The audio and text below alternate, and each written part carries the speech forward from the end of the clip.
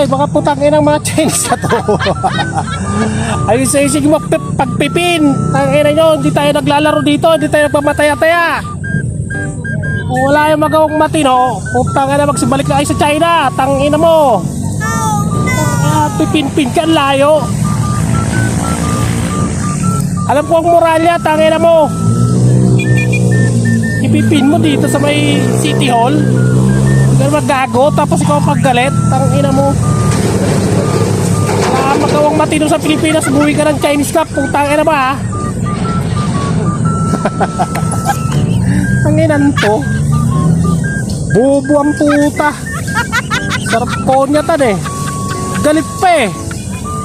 Tangina ka. Makita-kita lang kita, tangina ka. Ay, gigigil mo ko, tangina mo eh. Ano gusto mo? Magmamataya-taya tayo? Maghahanapan tayo? Ang layo ng pin location mo?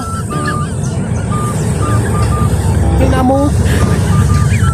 Tingnan mo, Chinese ka. Sarap mo untog sa pader na 10 para magising ka lang sa katotohanan. Malayo ang pinipin mo. May size ka, tangina mo ha. Tangina mo. Magkaiba yung gulod sa moralya. Tanda mo ha. Tangina mo, Chinese ka. Ang pin mo, gulod. Yung pala, sa moralya, magkaiba yun. Kailan to? Bobo ang puta.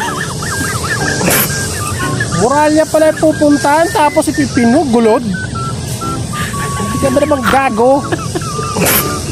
Tapos galit ka pa, bakit ako nandito sa gulod? Iyon ang pin location mo, gago. Tarantadon to.